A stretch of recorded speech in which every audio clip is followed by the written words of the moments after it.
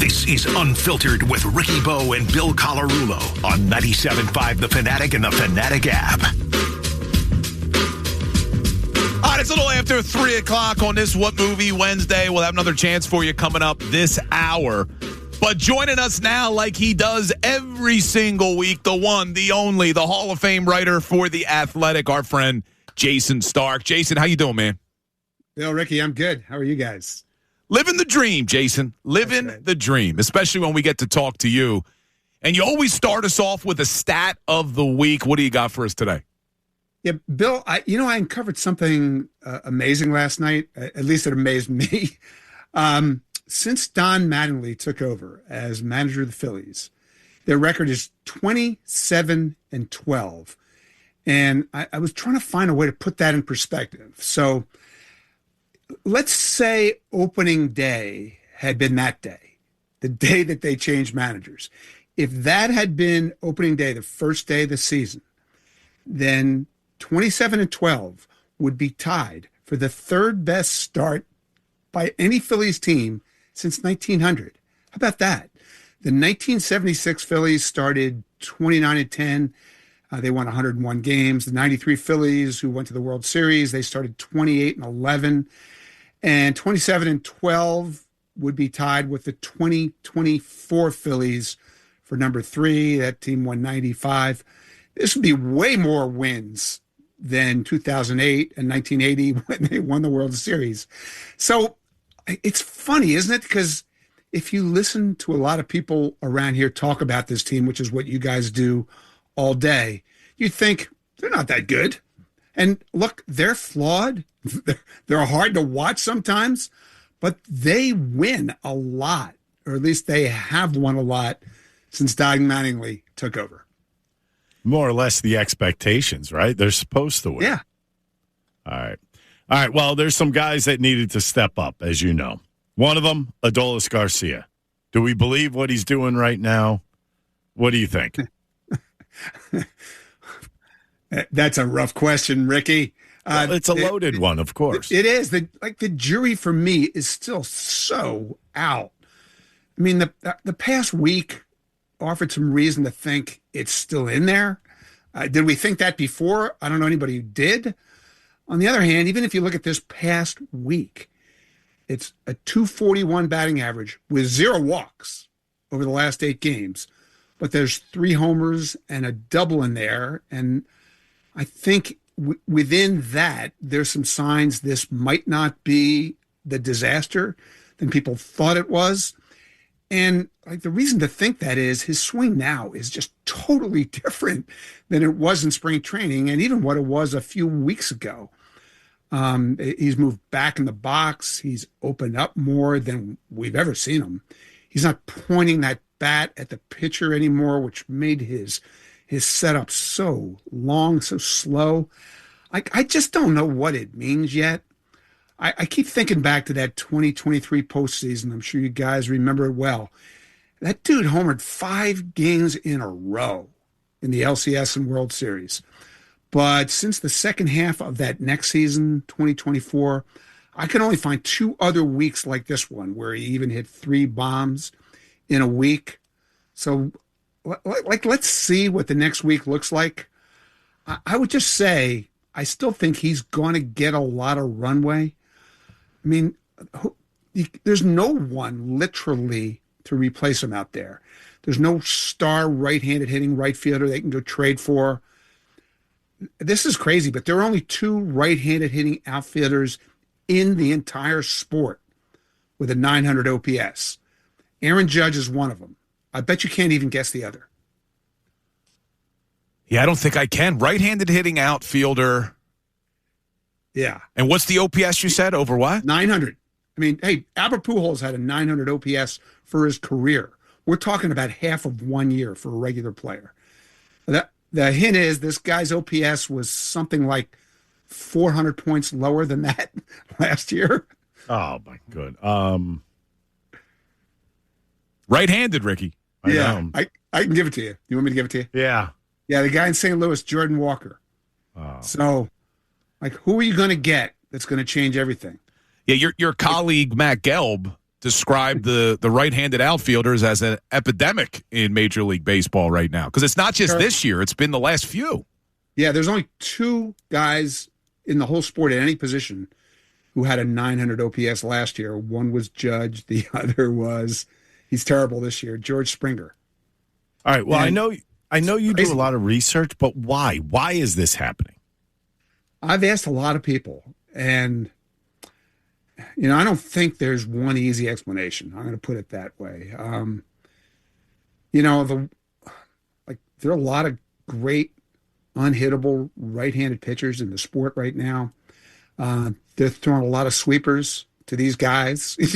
Seeing a lot of right-handed hitters trying to pull sweepers on the outer half, but it encompasses everything. I don't think there's an easy answer. That's what I would come away with.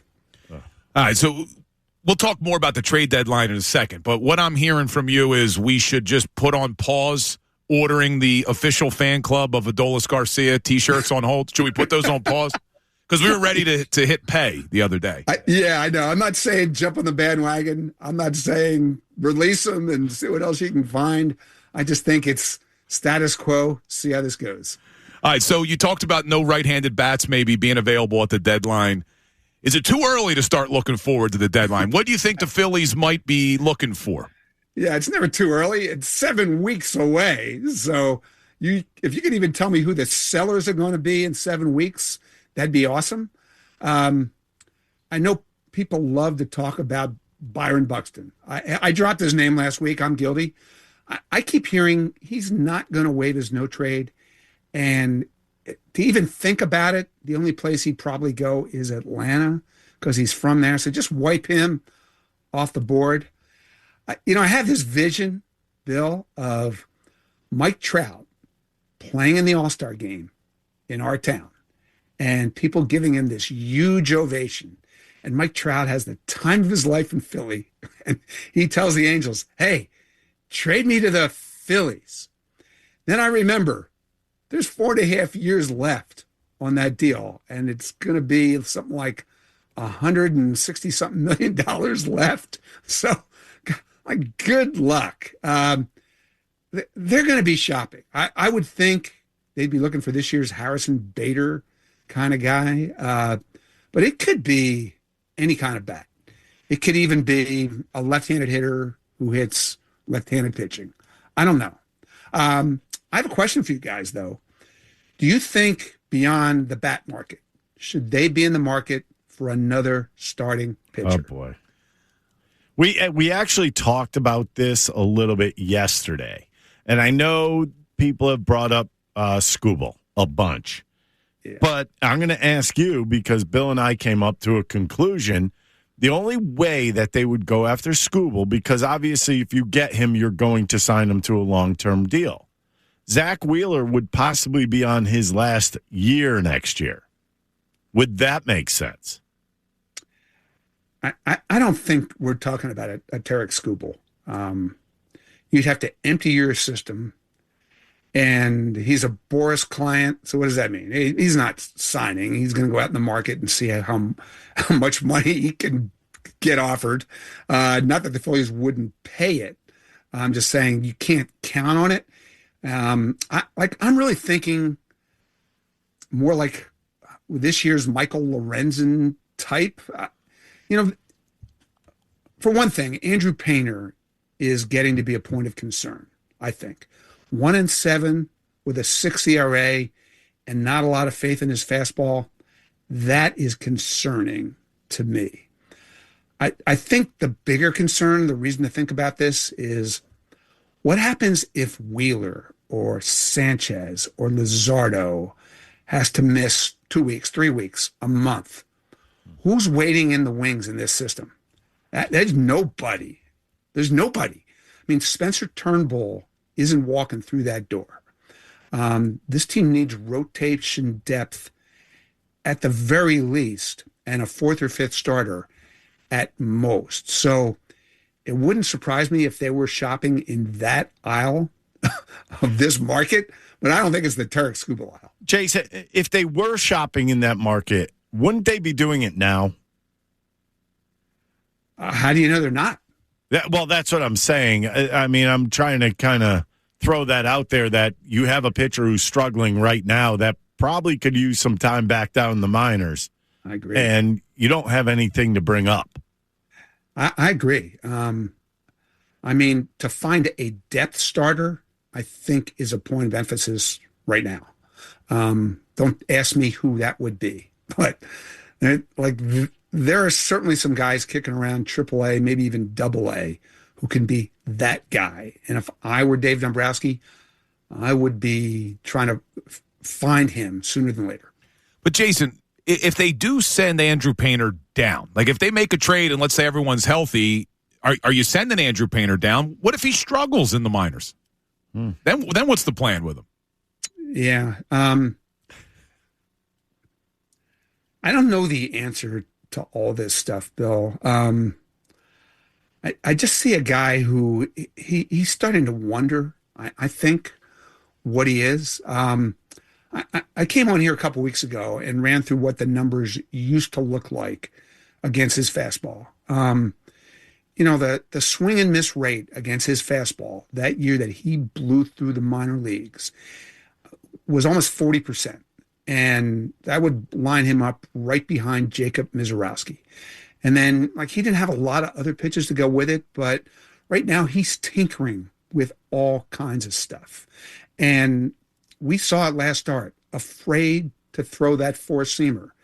And I think this is a guy, the arm's still there. He's throwing 97, 98 miles an hour, trying to retool the arsenal, fix the fastball, take him into the shop for a tune-up.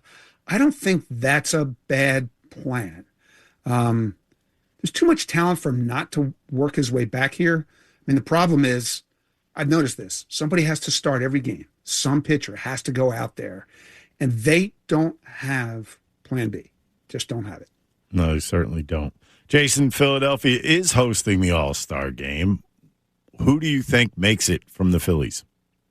Yeah, I hear people talking about how they should have 6 All-Stars. Boys, I would not count on that. Kyle Schwarber's a lock. Sanchez is a lock. I don't think anybody else would fit that description for me. In the lineup, I think Bryce and Brandon Marsh are deserving. I would love to see them in the game. Is there room for both of them on a stuffed roster? I think there's a case for Wheeler. There's a fantastic case for Duran.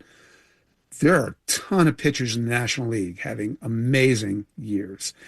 And the thing to remember is, the system for choosing the team now makes it really hard. The players basically would have to vote for all these guys because that's where most of the reserves come from under this system. The player vote. The Phillies are a team of stars. The stars have had really good years, but are the players, when they vote, going to vote for all those Phillies? And you'll find 6 of them on this team. I'm going to take the under with that. Let's talk about Brandon Marsh, though, for a second. I get it. He doesn't have the big name that other guys have, but he's in the top of the majors in batting average. How is he not a lock to make the All-Star game? It's because the outfield is really hard, Bill. I know I just went through how few right-handed hitters are having big years, but there are a lot of left-handed hitting outfielders who are deserving of being on the team. Every team has to get represented. The players have to vote for him. Does he have the rep that the players are going to vote for him? That's why it's tough. I mean, I could see him getting named as a replacement, but even that, they start with the player vote. So is he going to make the top 8 or 10 outfielders in this league as voted by the players? Because those are the guys that are going to be in the team. His numbers aren't sexy enough. I think maybe they're not. I would love to see Brandon Marsh on the team. He's had a great year. This town would love to see him. It would mean more to him than even Bryce, I think. But just the mechanics, the politics of putting these rosters together, it just isn't what it used to be. So it's going to be hard.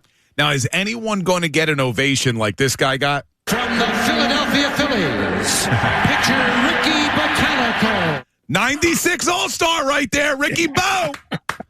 Last time in the city of Philadelphia, the lone representative, our very own Ricky You Botanical. own this town then, Ricky, right? Yes, he does.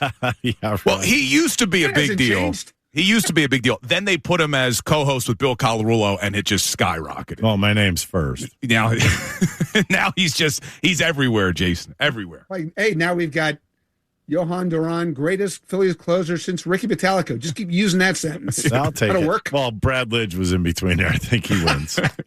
Heard of Maybe. him. I've heard it. I have. Well, Jason, we appreciate the time, man. We will talk to you next week. A lot more time before the All-Star game and the trade deadline. I'm sure that'll be a topic of conversation every week, man.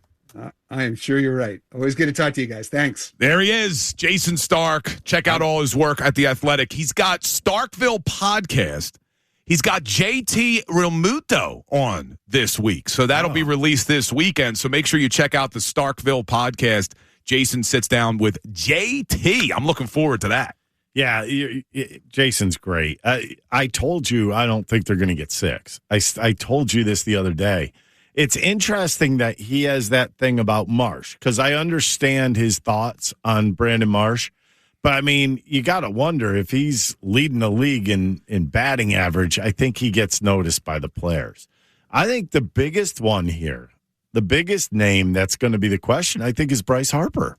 Yeah, he is going to be a big question because that's competitive too, first base. Yeah, well, I mean, you got Olsen with the Braves. You got Freddie Freeman out there with the Dodgers. There's guys everywhere. What's his name? Bowers from the Brewers. They're all having really good years. You can only take so many. Yeah, I'm even looking, though. I just broke down the stats by National League outfielders. And if you look at just OPS, Brandon Marsh is 5th. So would he be able to get in? You got James Wood from Washington, number 1 in OPS. And you got to see, there's where you run into problems. Will Wood be the only one from Washington coming? You're right, because every team needs a representative. Corbin Carroll from the Diamondbacks has a higher OPS. Jordan Walker, Jason talked about him, higher OPS. Yep. Juan Soto from the Mets. You forget about him because the the team Mets have stinks. been gone for a while. And then you got Brandon Marsh. It's going to be interesting, man, but fans are going to be upset if it's only Sanchez and Schwarber. That would be upsetting. I think they get more than that. I think Duran is almost a lock. As long as he doesn't keep going like last night, which I don't see it. Well, we're hitting the panic button here. No, we're hitting the panic button. Well, don't do that. People know I'm kidding. I hope people realize I am being sarcastic about Johan Duran. He blew one save. It's not the end of the world. It happens. Yeah, not the end of the world at all. All right, here's what we got coming up next. I want to get back to the conversation, talent versus culture. What is more important? But yesterday, you and I laid out our biggest question mark for the 2026 Philadelphia Eagles.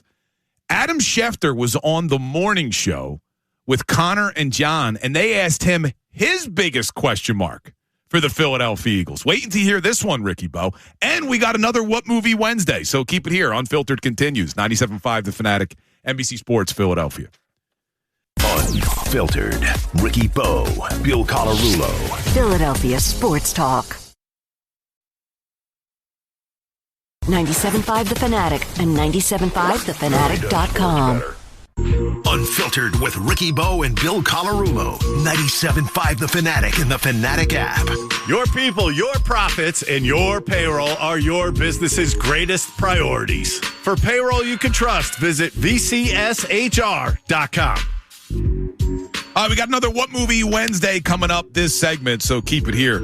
I want to get back to the question we started the show with today, because in light of all this A.J. Brown conversation, it had me thinking, what's more important, talent or culture, when we're referring to professional sports? And when you look around the city right now at our 4 major sports teams, which teams have the strongest culture and which teams need a culture? Because when you look at the 76ers, and I think Bob Myers and now the new Pobo Mike Gansey have made it clear they need an identity and they need to build a culture there, something the Sixers have lacked.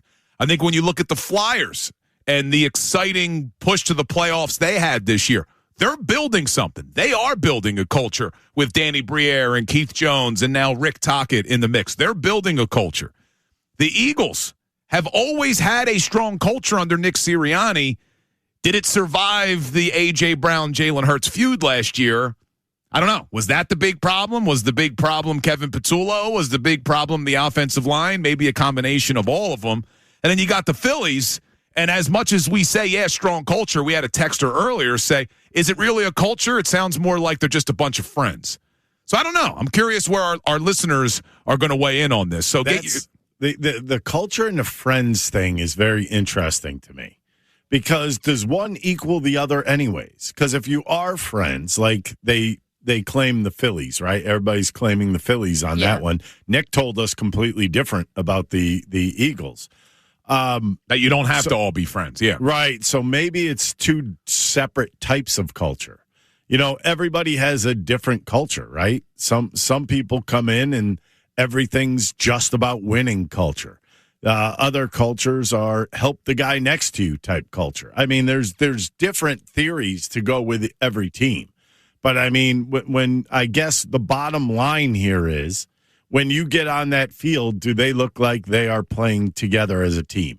Because that would be a culture. Yeah, that's more important than anything else. Not necessarily being best friends and making sure you're hanging out all the time. It's having a common goal and working towards that common goal. Accountability, too. And accountability, of course. And I'm curious, though, where people are going to weigh in on this. So send in your texts, send your voice memos. We hear you coming in. Send them into the Davis Honda text line, 610-632-0975. We hear you coming up at 3:45. But yesterday, as we were talking about the Eagles, we threw out biggest question for 2026. And Ricky and I were in lockstep on this. It's not Sean Mannion. It's not Jalen Hurts. It's not the wide receiver room. The biggest question in 2026 for us is the offensive line's health. Because it won't matter what Sean Mannion does or what Jalen Hurts does or what anybody else does if the offensive line's not healthy. That was probably the biggest issue with the 2025 Eagles. I'm even putting them above Patullo. As bad as Patullo might have been at calling plays, he didn't have his offensive line to lean on. Because in 2024, let's be honest, we all probably could have called plays for the 2024 Philadelphia Eagles. Yeah, run it left behind Mailata and Dickerson. Oh, yeah, run it right behind Becton and Lane Johnson. I mean, it didn't matter what you called. Everyone knew what was being called, and it still worked. You're absolutely 100% right. I mean, but you know, when you think about that, that was also, you know, it was one of those things that always sticks out to me, because when things weren't going well, do we believe the offensive line was great last year? No. They had injuries to Dickerson. They had injuries to Lane Johnson. You had Cam Jurgens with coming off of the back issue and a short off season. So, you know, think back last year. Did you see those wide open holes? Yeah, I think you could look back on, you know what, the running backs running the ball and first contact was a lot less in last season. So everything that I look at and everything I think about is the offensive line, and in the trenches, are they winning the battles, and are they winning those battles big time? Because when they win them big time, that's a lot of open holes. And this is everything that we said yesterday. Well, apparently, ESPN's insider, Adam Schefter, who joined the boys this morning, Shefty, when asked, what's the biggest question for the 2026 Eagles? Listen to him. My number one question for this team this year would be if the offensive line can stay healthy and hold up. Because, and it's not a very sexy question, right? Like, if the offensive line isn't healthy and we can't get Landon Dickerson and Cam Jurgens and Lane Johnson back to health, I don't care what plays Sean Mannion's calling. They're not going to have much of a chance. The offensive line has to be better. It has to be healthier. They've been the foundation of that team for so long. They've been responsible for so much success. We're talking about elite, all-time Eagle talents. So I don't say this in a critical way, but I say it in a way in which the offensive line has had to play through some injuries, and it's aging. And are they going to hold up and hold together? If they do, it's going to be a great season. If they don't, it's not. But to me, that's where it starts, to me. Schefter knows his stuff. He is right on target on that one. I think he listens to the show. I think you listen to us. I think Shefty was all right. Let me listen to Unfiltered on Tuesday because I know I have to go on with John Kincaid on Wednesday. I'm just going to listen to what Bill and Ricky said and repeat it. You see what he did there? He went to the guys that know their stuff and don't give you any BS, and we just come out there and give you our points of view, and we're 100% correct. As we often are, Ricky Batalico, as we often are. And another person wants to tell us how right we are. Apparently, Bob from South Jersey wants to weigh in on the talent versus culture conversation, specifically about the Sixers. What's going on, Bob?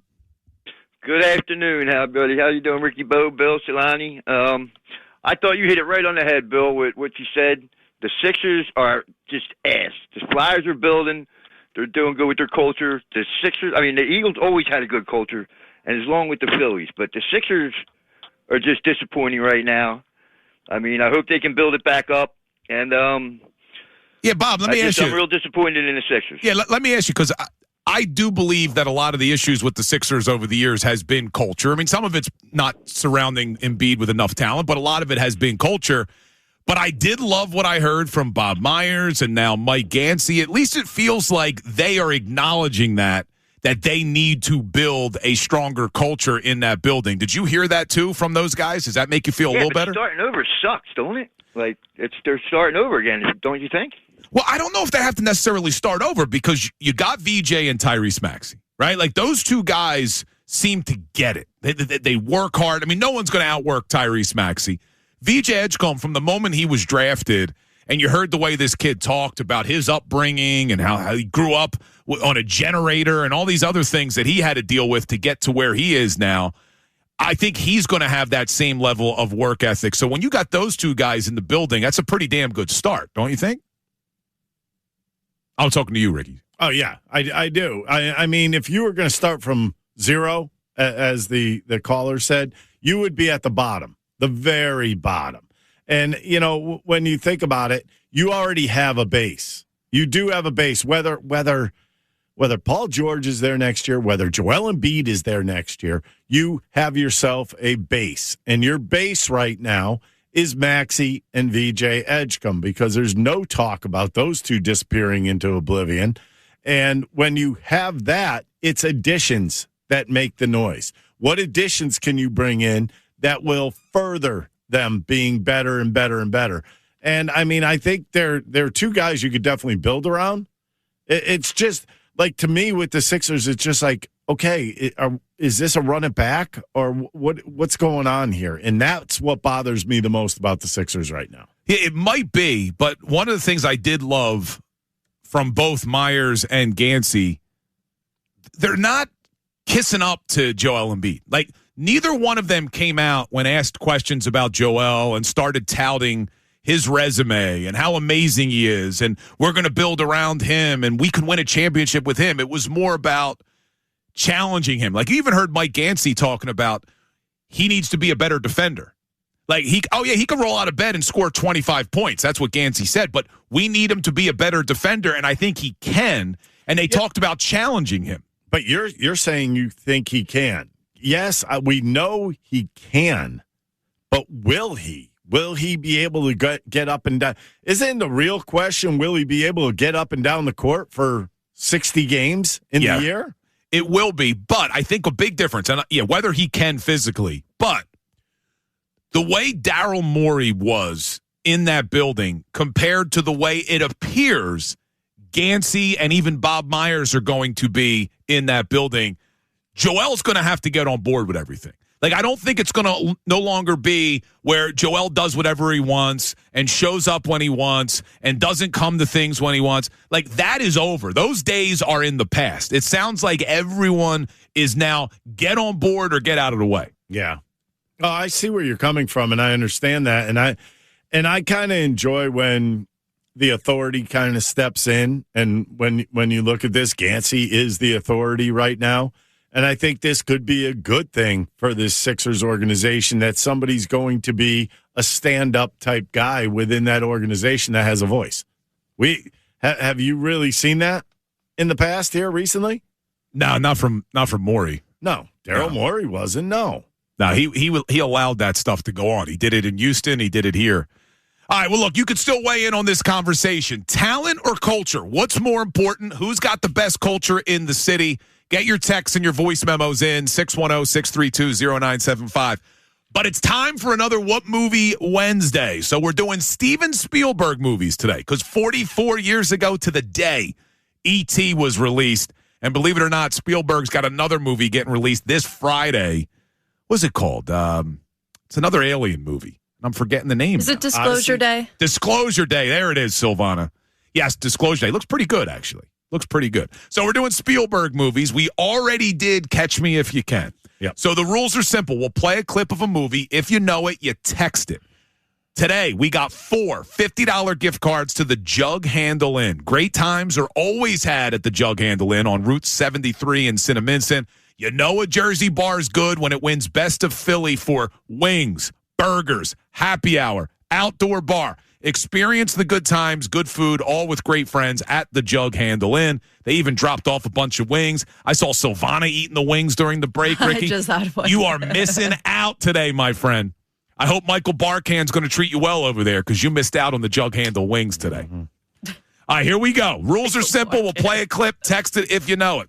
Oh, okay. That was it. Here we go. Sorry. When the precogs declare a victim and a killer, their name is embedded in the grain of wood. Since each piece is unique, the shape and grain is unique. The shape and grain is impossible to forge. I'm sure you all understand the legalistic drawback to pre-crime methodology. Here we go again. Look, I'm not with the ACLU on this, Jeff. But let's not kid ourselves. We are arresting individuals who have broken no law. But they will. The commission of the crime itself is absolute metaphysics. The precogs see the future, and they're never wrong. But it's not the future if you stop it. Isn't that a fundamental paradox? Yes, it is. Oh, not an easy one. Text the name of the movie, 610-632-0975. Coming up, we'll give you the answer, and we also have We Hear You, the best voice messages of the show. Keep it here unfiltered, 97.5 The Fanatic, NBC Sports Philadelphia. Unfiltered. Ricky Bo, Bill Colarulo. Philadelphia Sports Talk. 97.5 The Fanatic and 97.5thefanatic.com. Now back to Unfiltered with Ricky Bo and Bill Colarulo on 97.5 The Fanatic and the Fanatic app.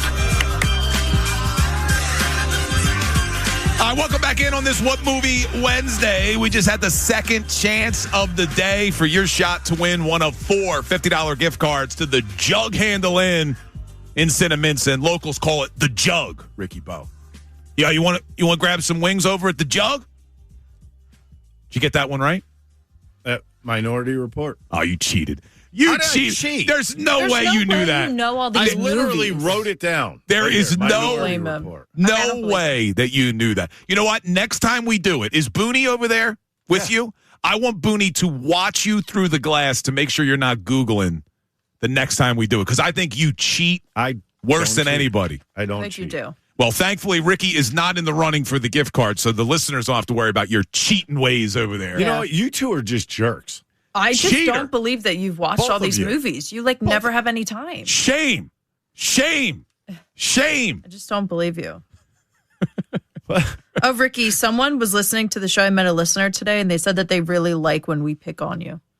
Yeah, I think a lot of people like that. Yeah. No. Maybe we Just should letting continue you know. that. Be surprised because I get a lot of the opposite. You know what maybe we could do? Oh, it always comes up as a good thing. Maybe what we could do is 4 o'clock every day we do Give Me More at 4. Maybe we should just change that to an entire segment of us Coming at Ricky. roasting Ricky. We'll do a roast. Like, roasts are big right now, right? Yeah, Roasts they- are back. They just did the I'll Kevin put Hart like a roast. cardboard cutout of myself in here, and I'll just go take a break for 20 minutes. We'll do a roast of Ricky every day at 4 o'clock. You guys are what is wrong with you? And we'll get two? Clentak You to guys come are just- in and You guys Kapler. are flat out mean. Like, Love you it. know how they also invite people that the other person hates to the Yeah. roast? Like, that's what we should do. We'll bring like, them all in. Francona. You're really Terry not good people. Francona will come in laughing all the way to the bank since he Yeah. didn't have to You give guys Ricky should his be absolutely fine ashamed money. of yourself.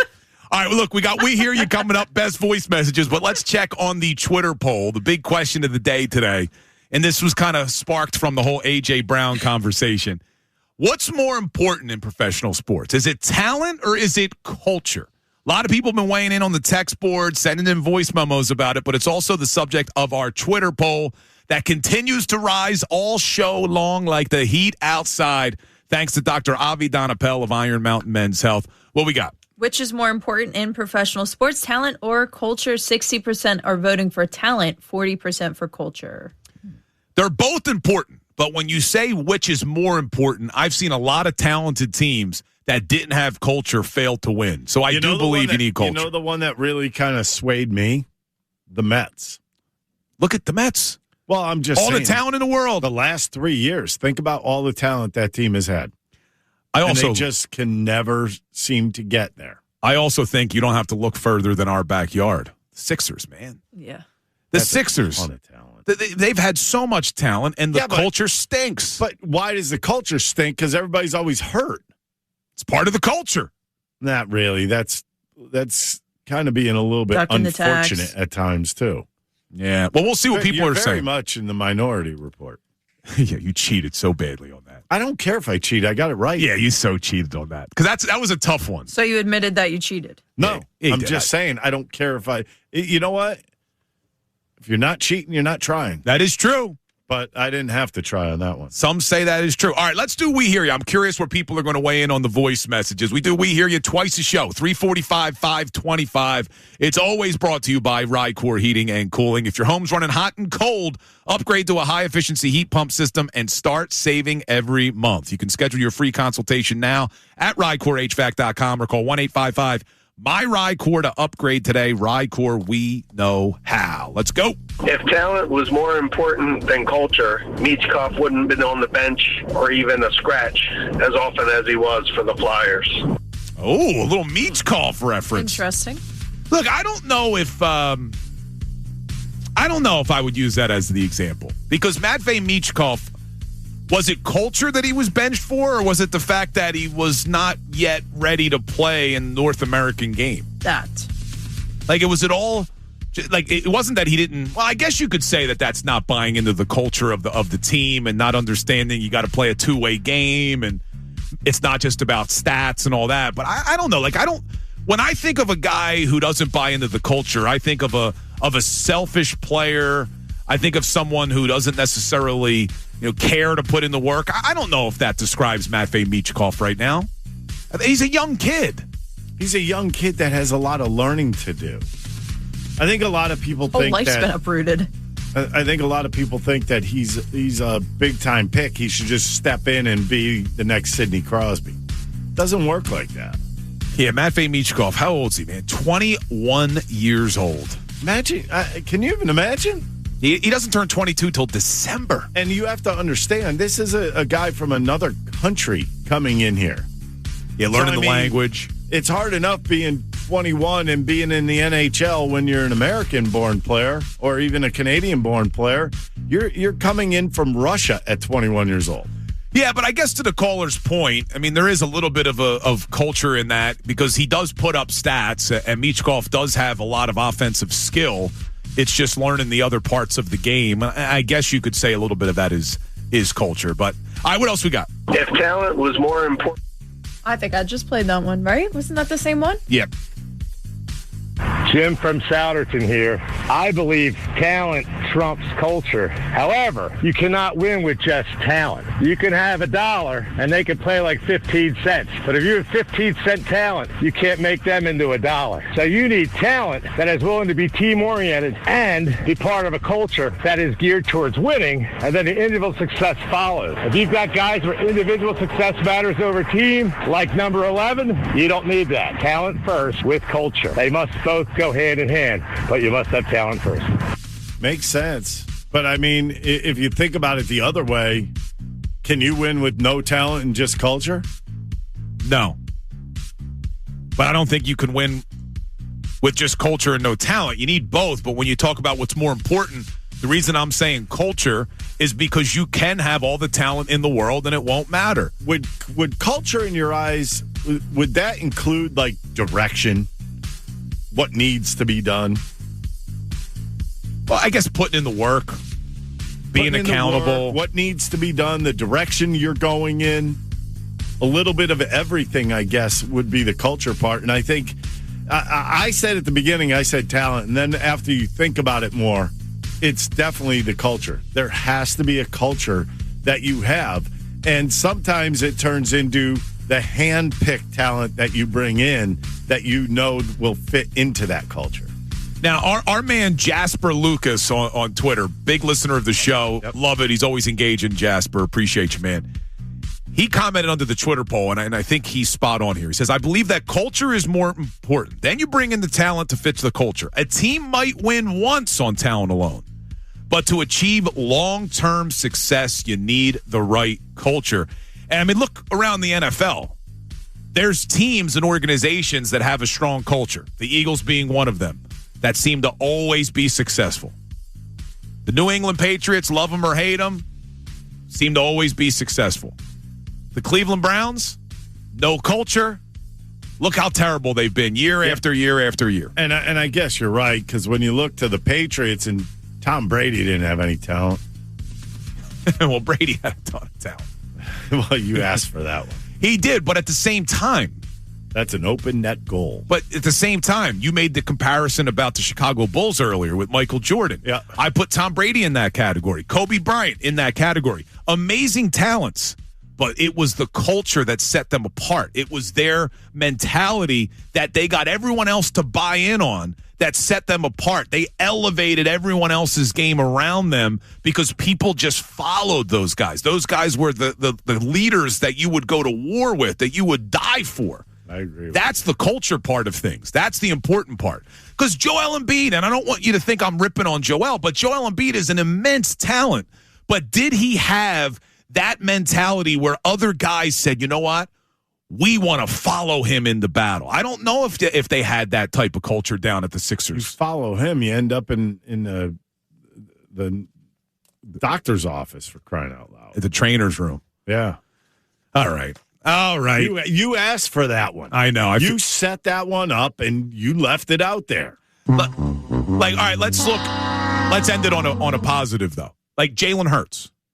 There are things that Jalen Hurts is limited with regard to the quarterback position. Like every quarterback in the NFL, he has certain limitations. But the one thing about Jalen, he has that mentality of always working, always trying to win. Only thing that matters, championships. I'll never forget 2024 when they won the Super Bowl. Do you remember the mic'd up moment? They're running out onto the field, and the guy from the Eagles goes and he grabs Jalen Hurts and he says, Super Bowl MVP. And then Jalen starts to run to the middle of the field and he goes, Super Bowl champ. That's what drives him. It was the Super Bowl championship, not the Super Bowl MVP. Those types of guys help build a strong culture. That is more important than just talent.